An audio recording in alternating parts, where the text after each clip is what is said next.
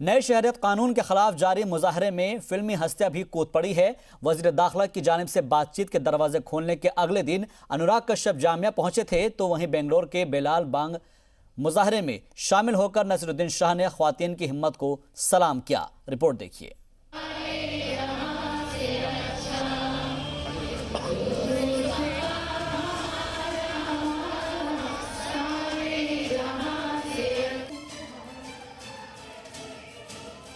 नए शहरियत कानून के खिलाफ जारी एहतजाज को मुल्क मुखालिफ बताने वाली ये तस्वीरें बिलाल बाग की हैं।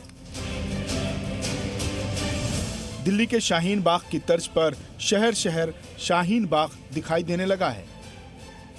ऐसे ही एक बाग बेंगलुरु का बिलाल बाग है, जहां पहुंचकर फिल्म अदाकार नसीरुद्दीन शाह ने ख्वातीन के जज्बे को सलाम किया। ये औरत तुम्हें सुनाती है, सही इतिहास बताती है। ये औरत तुम्हें सुनाती है, सही इतिहास बताती है कि औरत करती है क्या क्या, सही तस्वीर दिखाती है। वो बच्चों को बढ़ा के किसी लायक बनाती है, मरीजों के लिए राहत की देवी बन के आती है, वकालत भी वो करती है, मुकदमे भी जिताती है। वो पूरे देश को ताज़ा तरीन खबरें सुनाती है। वो हर सुंदर कला को और भी सुंदर बनाती है। वो अपने देश के परचम को इज्जत दिलाती है। बिलाल मस्जिद के अहाते में कई दिनों से जारी ख्वातीन मुजाहरे में अब तक कई समाजी तंजीमें शामिल होती रही हैं। इसी कड़ी में यहाँ पहुंचे हिंदी फिल्म में अपनी अदाकारी का लोहा मनवा चुके नसीरुद्दीन शाह ने इसे तहरीक की बुनियाद करार दिया। और नहीं तो जुल्म बढ़ता जाएगा, जुल्म करने वाला सीना जोर बनता जाएगा। देखो इन महिलाओं को जो आ गई है सामने, इनके संग मिल जाओ तो सैलाब रुक न पाए। आओ मिलकर हम बढ़ें, अधिकार अपने छीन लें। काफिला अब चल पड़ा है, अब न रोक पाए। वजीर दाखिला की बातचीत पर रजामंदी का असर भी दिखने लगा है। खबर है कि शाहीन बाग के एहतजाजी इतवार को अमित शाह से मुलाकात कर सकते हैं। हालांकि शाहीन बाग पहुंचने से पहले फिल्म डायरेक्टर अनुराग कश्यप ने जामिया में एहतजाजियों को खबरदार किया है। आपके ऊपर फेंका जाता है, बोला जाता है कि आप क्यों बाहर आ रहे हो, ये हमारे देश के जो रह रहे हैं उनके लिए नहीं है कानून। हम कैसे मान रहे, जबकि आपके होम मिनिस्टर कुछ और कहते हैं, कोई कुछ और कहता है, कोई कुछ और कहता है, और हम देखते हैं उनका जो पैटर्न क्या है। हमें विश्वास नहीं है कि वो क्या कहते हैं, हम देखना चाहते हैं कि वो क्या करते हैं। हुक्मरानों के फैसले के खिलाफ फिल्मी हस्तियों की आवाज उठाने का मामला कोई नया नहीं है, लेकिन बदले हालात में ऐसे अदाकारों की पूरी फौज तैयार हो गई है। मुंबई के आज़ाद मैदान में अपनी मौजूदगी दर्ज करा चुके बॉलीवुड अदाकार अब दीगर शहरों का रुख कर चुके हैं। ऐसे में लोगों को इंतजार वजीर दाखिला और शाहीन बाग के मुजाहिरीन के बीच होने वाली बातचीत का है कि शायद कोई मुनासिब हल निकल कर सामने आए। ब्यूरो रिपोर्ट, जी मीडिया। नए शहरियत तरमीम कानून के बाद शुरू हुए एहतजाजी मुजाहरों के बाद पुलिस कार्रवाई को लेकर अब लगातार सवाल उठने लगे हैं।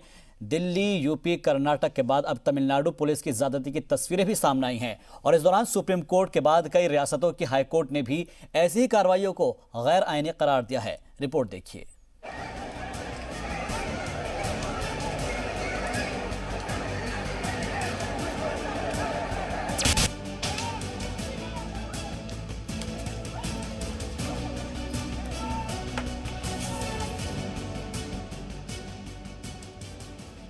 मेरी जली बुझी हुई आंखें गवाह हैं, बस्ती जलाने वाले सभी वर्दियों में थे। कांग्रेस के सुनहरे दौर में पुलिस ज्यादतियों पर डॉक्टर राहत इंदौरी का ये शेर उस वक्त काफ़ी मशहूर हुआ था। इस पे सवाल भी उठे थे। हालांकि मौजूदा हालात में पुलिस कार्रवाइयों को समाजी तंजीमें उसी नज़रिए से देखने लगी हैं।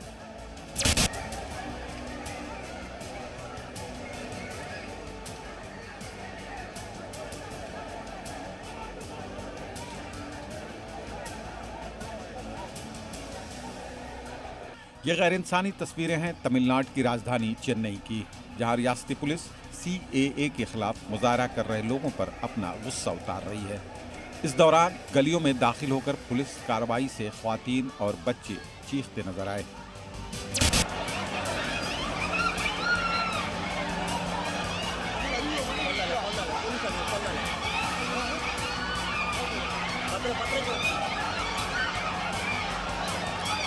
कर्नाटक हाई कोर्ट के बाद बॉम्बे हाई कोर्ट की औरंगाबाद बेंच ने भी ऐसे मुजाहरों को मुल्क मुखालिफ मानने से इनकार कर दिया है। अदालत का कहना है कि किसी भी कानून के खिलाफ आवाम को आंदोलन करने का हक हासिल है। उधर कर्नाटक हाई कोर्ट के दफा 144 को गैर कानूनी बताने के बाद रियासत की शाहीन प्राइमरी और हाई स्कूल को चलाने वाली खातून और उसके बेटे को जमानत मिल गई है। यूपी में सीएए की मुखालफत करने वालों के खिलाफ जारी वसूली नोटिस पर इलाहाबाद हाई कोर्ट ने रोक लगा दी। हालांकि पुलिस एहतजाजियों पर सख्ती जारी रखते हुए नोटिस देने का सिलसिला जारी किए हुए है।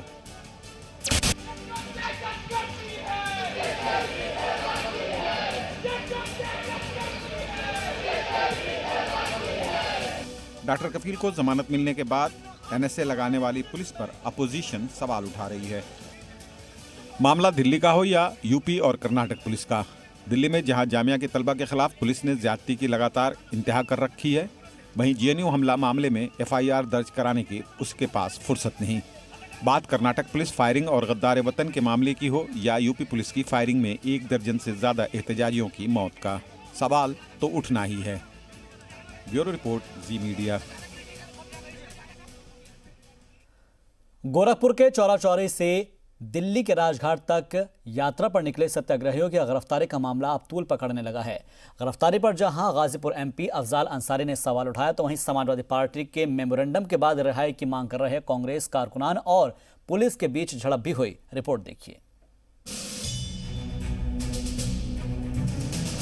चौरा चौरी से दिल्ली के लिए पैदल यात्रा कर रहे सत्याग्रहियों की गिरफ्तारी का मामला तूल पकड़ने लगा है। दफा 144 का हवाला देते हुए गिरफ्तार किए गए बंदियों के भूख हड़ताल पर जाने के बाद इसकी मुखालफत शुरू हो गई है। समाजवादी पार्टी जहां इनसे मुलाकात कर उन्हें रिहा कराना चाहती है, तो वहीं कांग्रेस लगातार दूसरे दिन बिना शर्त रिहाई की मांग कर रही है। इस दौरान नारेबाजी कर रहे कांग्रेस पार्टी के कारकुनान और पुलिस के दरमियान नोकझोंक भी हुई। चौरा चौरी से यह यात्रा संदेश यात्रा, गांधी संदेश यात्रा के नाम से यात्रा चल रही थी, जो राजघाट दिल्ली तक जाना था। दुर्भाग्यपूर्ण गाजीपुर में उनकी गिरफ्तारी पिछले दिनों हुई और ज़बरदस्ती बगैर कारण के उनको जेल में डाल दिया गया। वो लोग आकर के यहाँ धरना प्रदर्शन करना चाहते थे सरजू पांडे पार्क में। उनसे बताया गया कि 144 धारा लगी है और आप इस तरह बिना अनुमति के नहीं कर सकते। इस पे वो लोग हंगामा करने लगे, शांति व्यवस्था भंग करने लगे, जिसके कारण उन सबको गिरफ्तार कर लिया गया है और नियमानुसार अग्रिम कार्रवाई की जा रही है। इन सब शर्तों को लेकर के वहाँ भूख हड़ताल शुरू हुई। आगे जो है हमने डीएम साहब से रिक्वेस्ट किया है कि कम से कम आप वो जो लादे हैं शर्त उसको खत्म करें, जिससे हमारे छात्र नौजवान उस अनशन को तोड़ सकें। 151 107 ऐसी कौन धारा है जिसका जमानत नहीं हुआ और उसके लिए राजपत्रित अधिकारी की जरूरत पड़े? ये कौन सा सवाल है? ये केवल सताया जा रहा है, प्रताड़ित किया जाता है, मानसिक और शारीरिक प्रताड़ना दी जा रही है। सीएए और एनआरसी की मुखालफत पर पुरअमन यात्रियों के साथ हुई कार्रवाई पर बीएसपी एमपी अफजाल अंसारी ने भी सवाल उठाए हैं। मौजूदा एहतजाज को देखते हुए अंसारी ने इंतजामिया को अवाम के जज्बात से खेलने के लिए खबरदार किया। गांधी के देश में गांधी ने रास्ता बताया है, अब हम शांतिपूर्वक सत्याग्रह नहीं कर सकते। वो दूसरे जनपदों के लोग हैं, वो तो शांति का संदेश लेकर के गुजर रहे थे।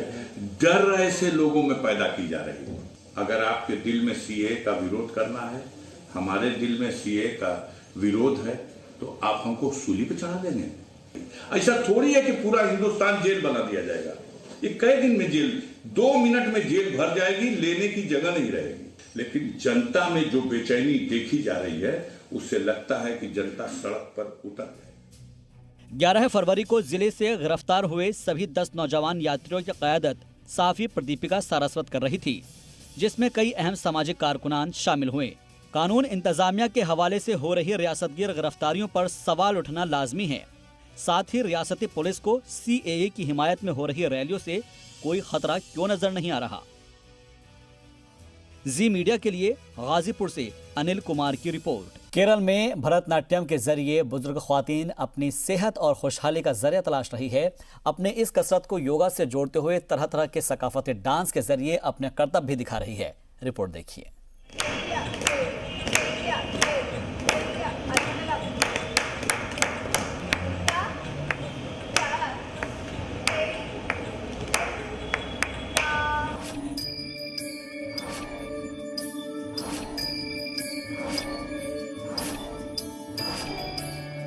बुजुर्ग खवातीन के भरतनाट्यम का ये अंदाज केरल के कोच्चि का है, जहाँ एक क्लास के तौर पर इन्हें नाट्यम के अंदाज बताए जा रहे हैं।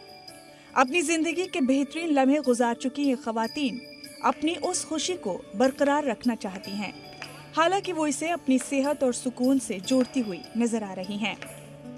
50 के बाद ज्यादातर लोग बोझियत की जिंदगी बिताने लगते हैं। ऐसे में इन खवातीन के लिए ऐसी तकरीबात किसी सहारे से कम नहीं है। नई उम्रों के लिए चैलेंजिंग भरी भागदौड़ की जिंदगी में इसे एक ठहराव के तौर पर देखा जा रहा है। साथ ही सेहत के नजरिए से भी इसे योगा से जोड़कर देखा जा रहा है।